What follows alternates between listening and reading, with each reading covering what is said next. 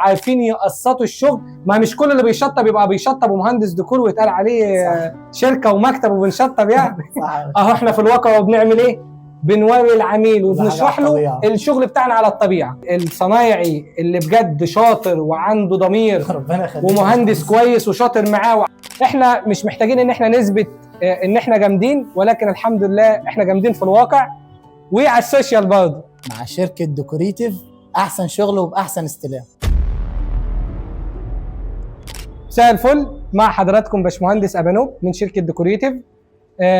احنا بنحب نوثق وبنشارك العملاء بتوعنا المراحل اللي احنا بنوصل لها في الموقع بالنسبه لبند السيراميك. طبعا احنا شغالين سيراميك 60 في 120 للريسبشن والكوريدور والارضيه المطبخ وارضيه الحمام بحوائط الحمام كلها. ده بالنسبه للسيراميك.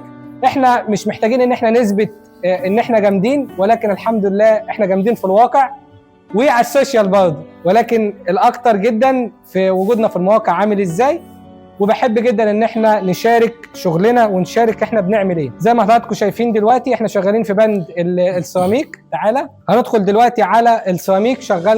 اشتغلنا عملنا الحوائط الاول، اشتغلنا اليونت ما بين اليونت السفليه واليونت العلويه. اشتغلنا ركبنا ال60 في 60، وبعد كده اليونت الاولى والثانيه. معانا الاسطى ايهاب مقاول السيراميك. تعالى كده يا اسطى ايهاب، اشرح لنا الشغل بتاعك، عملت ايه وايه الدنيا في المطبخ ده. احنا هنا يا باشمهندس عندنا البلاطه ال 120 دي 121 ماشي، كليوباترا فرز اول. واحنا عندنا هنا دي 60 بالظبط، فدول مديني 120 دي 121. حلو. فاضطريت ان انا اقطع من هنا سنتي ومن هنا. اوبا حلو قوي. اثبت بقى لحد هنا، دي تفصيله جامده ومحدش يعملها الا غير لما يبقى حد جامد فعلا وعارف هو بيعمل ايه. انا عندي السيراميك ال 30 في 60 و 30 في 60 تمام، ودي 60 في 120. فالفاصل ده بتاع الاثنين سيراميك، لكن انت مشيت العرموز ده عشان امشي ده معايا بالطول يا باشمهندس كده يديني نفس الشكل دوت، الشكل الجمالي دوت. تمام، الله ينور عليك. قطعت من دي سنتي ماشي عشان تديني نفس اللحام مكمل معايا من الارض لحد السقف زي ما انت شايف كده. تمام. اللي هو قصده على العرموز ده كده مكمل معايا ال 60 في 120 كانت 121 اتقص السنتي عشان يكمل السيراميكا ال 30 في 60 دي وال 30 في 60 دي يطلع عرموز واحد. تمام. وهنا نفس الطريقه برضو، نفس الطريقه في نفس الجنب. بص برضو قسمنا زي كده، مشينا اللحام معانا بالطول زي ما هو. تمام. الكاميرا ده برضو مشينا اللحام طول وعرض مع بعضيه من جوه ومن بره. هات الجنب بتاع الكاميرا ده كده مع البطنيه بتاعه الكاميرا. العرموس ماشي من فوق ومكمل لتحت ولافف معايا الناحيه الثانيه. تمام. ونتيجه حضرتك للحمام كده ماشي. ده بالنسبه كده للمطبخ. تفتيحات طبعا العلب متفتحه معانا بالشكل ده، مفيش حاجه اسمها علبه مترحله. لا تكسير متشرزم، كله بالليزر، مفيش الكلام ده. حلو جدا. طب تعالى وريني الحمام.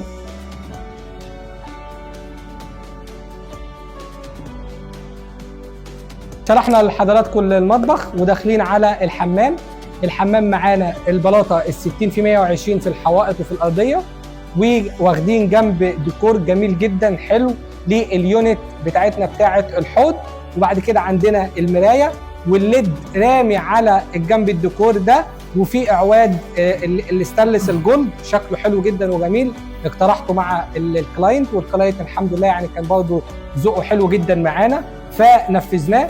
ودلوقتي هنيجي نستلم من الاسطى ايهاب بند السيراميك معانا في الحوائط.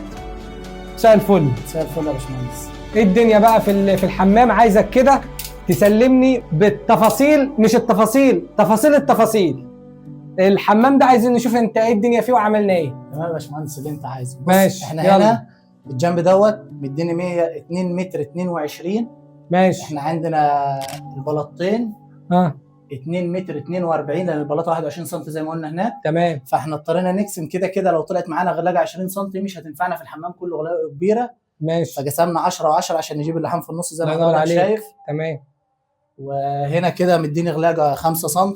طب يبقى انا عندي الجنب ده اخدناه بلاطتين يمين وشمال، ووحدنا اللحام في نص الجنب بالظبط علشان نبقى سنطرنا الجنب ده وما نبقاش عملنا اي غلايق يمين وشمال ولا نبقى بوظنا الدنيا. انا يهمني جدا الموقع بالاخص هو الغربال اللي بيحلل وبيغربل كده الصنايعيه والمهندسين اللي بجد فعلا شاطرين وكويسين، ما بين اللي بيطلع يقول اي كلمتين وخلاص. حته ان ميزان الليزر مظبوط معايا بالشكل ده، يعني ميزان الليزر انه يبقى مظبوط كده افقي وراسي، راسي وافقي معايا بالشكل ده ومظبوط كده مع العرموس مكمل معايا في تربيعه الحمام كلها. يعني انا لو لفيت كده برضو ادي العرموس متربع معايا للحمام كله زي ما حضرتكم ايه شايفين معايا في الجنب ده كده كله. ده بالنسبه للافقي وللراسي معايا في التربيعه بتاعه الحمام. بص كده هنا يا باشمهندس، احنا على حسب طلب العميل وطلبك ان احنا نجيب دول 120 في النص. حلو. فقسمنا الجنب بالظبط، مدينا هنا غلاجه 47، هنا غلاجه 47 بالظبط قد بعض بالظبط، عشان نسنتر ال 120 بتاعتنا في نص الجنب بالظبط. تمام. وهنا يعني طلعنا بالجنب ده برده كان هيديني غلاجه صغيره 5 سم. ماشي. فاحنا اضطرينا ناخد اللي فوق الباب دي حته واحده عشان خاطر ما نطلعش بغلاجه 7 سم او 5 سم. يبقى انت طلعت بالجنب ده كده لفوق، الجنب ده لفوق والجنب ده لفوق، وخدنا الغلاقه لوحدها على تربيعه الباب. ايوه حلو جدا، عشان ما نطلعش بغلاجه 5 سم من الارض، من الارض تطلع معانا لفوق. تمام. دي الغلاجه دي جد ديت تفيد بشكل أشهر. حلو جدا، الله ينور هنا عليك. نفس الطريقه، بس احنا هنا يا باشمهندس. طب ثانيه واحده عشان الحته دي مهمه. اخدنا الغلاقه ال 47 هنا، واخدنا غلاقه 47 هنا معايا الغلاقتين، وبعد كده اخدنا البلاطين ال 60 في 30 وال 60 في 30 بلاطين كاملين، وبعد كده واخدين العود الجولد معانا وعود جولد معانا الناحيه الثانيه. يبقى اذا الجنب ده ربعنا الجزئيه دي بتاعه الحوض هيبقى معانا في الجزئيه دي، والمرايه جايه رميه اضاءه يمين وشمال، وربعنا الغلاقه دي وربعنا الغلاقه دي. بالنسبه بقى للجنب الديكور ده احنا لسه طبعا هنكمل لفوق، الجنب معانا لفوق خالص طبعا اللي هو الجنب الديكور ده، البلاطين دول هيكملوا معانا لفوق. تمام تمام يا باشمهندس. اديني بقى عاد الحته دي لان دي مهمه جدا، لان لو ما كانش حد بروفيشنال وعارف هو بيعمل ايه كويس كان طلع لنا بالغلاقه لفوق وكان بهدل لنا الجنب خالص، والعميل مش هيعرف ده.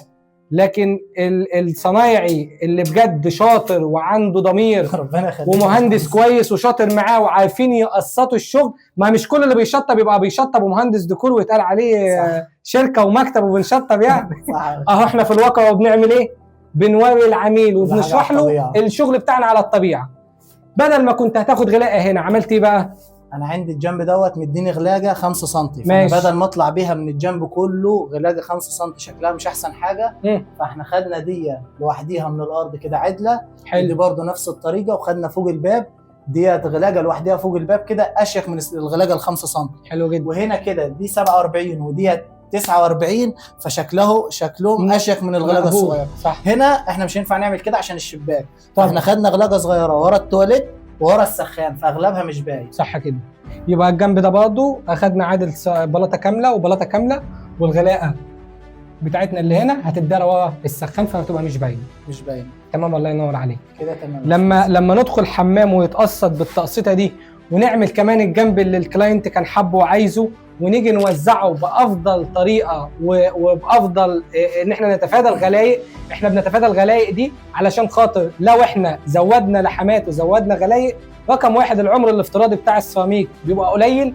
تاني حاجه الشكل مش حلو خالص نهائي، ان تلاقي لحمات كتير وشغل كتير في متفتح كده. بالنسبه في حاجه كمان يا باشمهندس كده، انت قاطعتني بس قول. انا ما كانش ينفع هنا اقسم الجنب كده عشان اضيع ال 5 سم. اهدر معايا هتبقى غلاجه اكبر من النص من هنا وغلاجه اكبر من النص من هنا، كانت هتهدر معايا مش اقل من 5 بلاطات او 6 بلاطات. صح. فانا مش عشان اتفادى غلاجه صغيره زي كده ورا التواليت ورا السخان ابوظ بتاع كرتونتين 3 بمبلغ. الله ينور عليك. انا مش هينفع اعمل كده. صح. انا مش محتاج اقول حاجه، يعني الشغل موضح نفسه.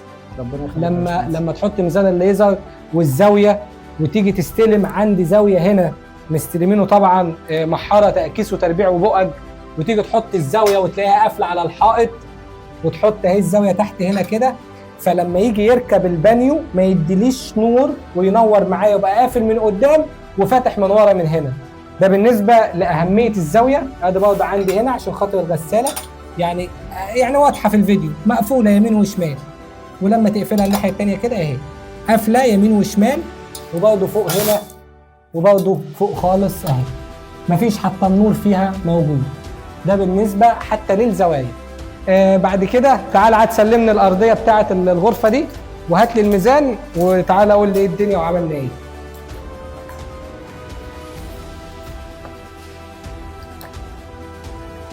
بصوا انا مش هقول لك الله ينور، انا هخلي المشاهدين او اخلي الناس اللي بتشوف الفيديو هي اللي تقول الله ينور.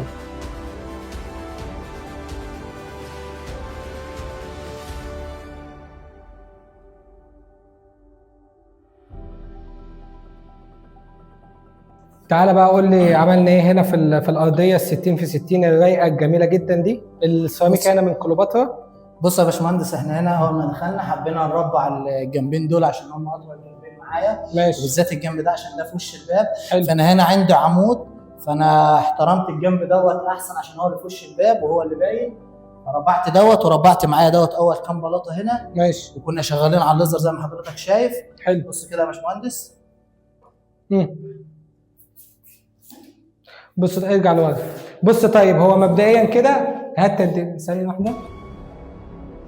بالنسبه للحته دي عندي هنا احنا واخدين علام معلمين احنا هنا كده اهي باينه واضحه في الفيديو. بس كده ارجع. العلام ده ودي الطبه لما بتتحط على السيراميك، هات المتر، لما بتتحط على السيراميك احسن بكتير من ان انا امسك المتر معايا واحطه كده على الليزر فايدي تلوح يمين وشمال. انما دي اهي خلاص ثابته مش هتتحرك، لما احطها هنا ثابته اهي مش هتتحرك. انما المتر لما احط المتر كده واعمل كده جابت معايا 3 مللي، اعمل كده جابت معايا 2 مللي، اعمل كده جابت مللي. لكن دي اهي واخدين العلام على الليزر. لو رحنا خالص هنا هنحطها كده اهو ونسيبها، ادي العلام بتاعنا بالشكل ده بالظبط نور. انما لما احط المتر معايا، المتر معايا جاي عند ال 12، لو عملت بايدي كده جاي عند ال 11 وي، عملت بايدي كده فارجع. المتر وحركه ايدي بتبقى مش دقيقه. فالصنايعي كمان لما هيشتغل ويلقط معاه بالميزان الليزر بياخد حته زي دي كده او المسطره المترقمه وتتحط على الارضيه على طول ويستلم ويشتغل بيها لشغله هو على طول. زائد كمان انها منجزه بدل ما كل شويه يقعد يفتح في المتر. بص كده يا باشمهندس. ماشي ماشي تمام تمام تمام تمام الله ينور. ده على فكره يا باشمهندس مش اي حته ماسوره، دي جلبه سن عدله خالص عشان ما لا مقطوعه مش عدله ولا بتاع تلوح المقاس. دي جلبه سن بص بتاع السباك، فحاجه عدله خالص يعني. تمام ماشي تمام. انت هنا بقى ربعنا الجنب ده وربعنا الجنب ده وكملنا معانا جوه. تمام تسلم ايدك والله ينور. طبعا الكلام ده انت بتفرغه العراميس، تتفرغ وبتتكنس مره واثنين وثلاثه. بنفتح مره واثنين وثلاثه يا باشمهندس، والساعه السيئه بنملى مره واثنين وثلاثه كمان لحد ما اللحام يطلع اشيك حاجه. كل ما اللحام بنشوفه واطي عن البلاط بنملاه مره واثنين وثلاثه. انا ممكن اقعد يوم كامل اسي بس ما يفرقش معايا حاجه الشغل يطلع. جدع كويس جدا كويس. وهو السقيه مهمه لان في ناس يعني عديمه الضمير بتيجي تشوف بعد كده بعد ما الباشمهندس يمشي والشركه تمشي وكله يمشي تلاقي العراميس دي اتفتحت تاني وتبتدي انها تتفتح مش اما تبقى متنضفه كويس. صح. وده بيخلي العمر الافتراضي بدل ما كان بالسنين بيبقى اقل، لان ده بدايه السوس وبدايه الحشرات وبدايه التفريغ بتاع السيراميكا كلها. وطبعا انت بعد كده هتروح مركبين الوزر يا باشمهندس والميسي بعد كده تمام كله مع بعض عشان مفيش حاجه. طبعا بالنسبه للعلو والواطي مفيش حاجه اسمها علو واطي، يعني كانت زمانها ايدي خبطت دلوقتي في فاصل منهم. وطبعا بنستلم من حتت عشوائيه، يعني هو ما بيبقاش عارف انا هحط ايدي هنا ولا هنا ولا هنا ولا هنا. يا باشا براحتك، الاوضه كلها معاك والشقه كلها معاك، استلم في اي حته تعجبك. تمام. وطبعا بعديها بنمسك يد المقشه، هات يد المقشه ونستلم التطبيل عشان لو اي بلاطه فيها تطبيل هنشيلها. امسك براحتك. اي بلاطه متطبله هنشيلها يا باشا شيل براحتك. ها واشيلها لك انا كمان.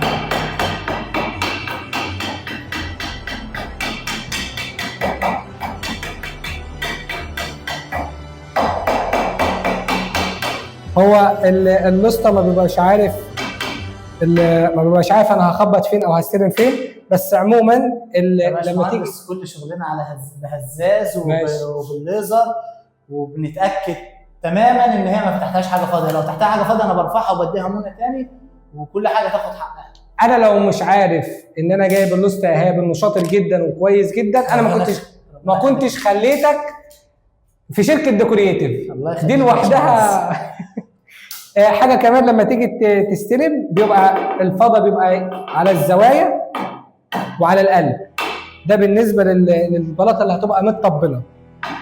بس هو باين من الصوت، يعني مش محتاج ان انا اقول هي متطبله ولا لا، باين من الصوت ان مفيش الخبطه كاتمه مش بترن يبقى تحتها فاضي. تحتها فاضي هنشيلها يا باشا.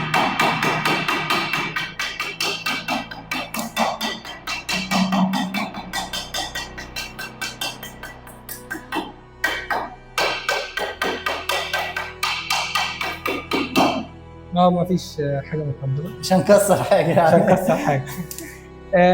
باذن الله هنكمل معانا الطرقه، هنشتغل فيها دلوقتي الطرقه باذن الله، الارضيه بتاعه الحمام والمطبخ.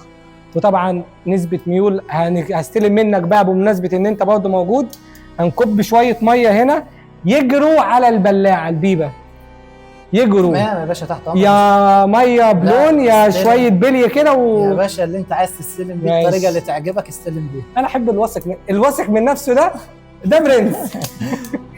احنا هنكمل بقى هنا، تعالى هنكمل معانا للطرقه وهنكمل معانا للريسبشن.